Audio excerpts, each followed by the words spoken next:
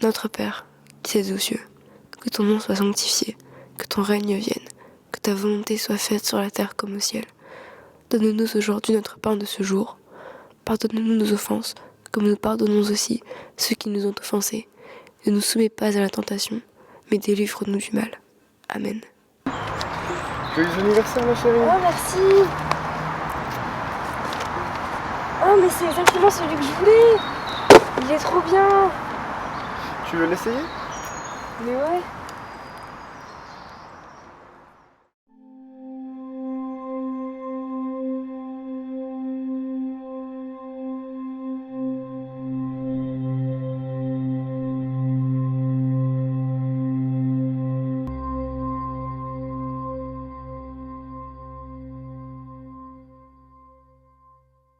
N'oublie pas, demain on a rendez-vous à 14 h chez les parents de Gaspard.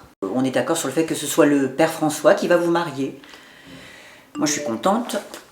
Il te connaît depuis longtemps, ça va être un très beau mariage. Je suis obligée d'y aller demain.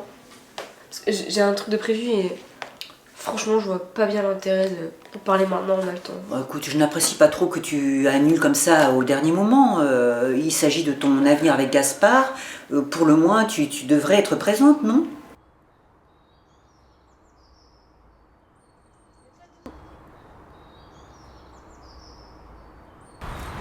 Ça va, ça te plaît? Ah ouais, c'est super. En plus d'être super mignonne, t'es vachement douée. Ça te dirait qu'on passe plus de temps ensemble? J'aime beaucoup passer du temps avec toi. On peut aller en faire d'autres choses.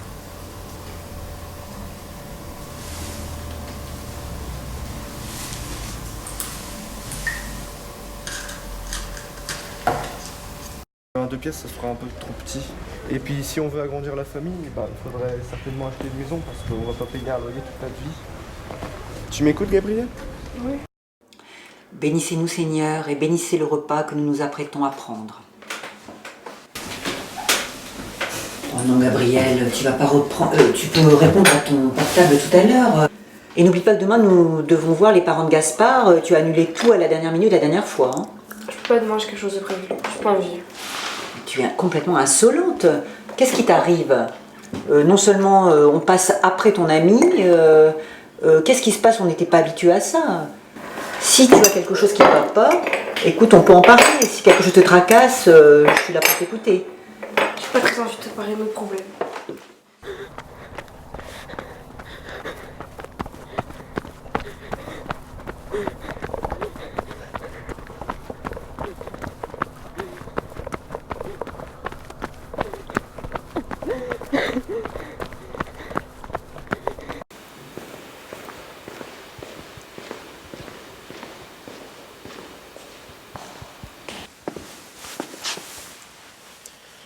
Gabriel, je suis content de te voir, ça fait longtemps que tu n'es pas venu. Parle-moi. C'est ma mère qui me dit de venir. J'en ai marre qu'elle me dise tout le temps de ce que je dois faire. Gabrielle va à la messe, Gabrielle va voir Gaspard, fais ci, fais ça, tout le temps. Elle, mon père, même ma soeur s'y est mise. Mais d'où te vient ce sentiment? J'en sais rien. J'ai l'impression qu'il me donne un moule et il faudrait que je rentre dedans. Marie-toi avec Gaspard et des enfants, prie tous les soirs et va à la messe tous les dimanches. Mais si j'en veux pas, moi, si je veux pas me marier avec Gaspard, et si je suis attirée par une fille, on fait comment? Il me renie? Il me vire?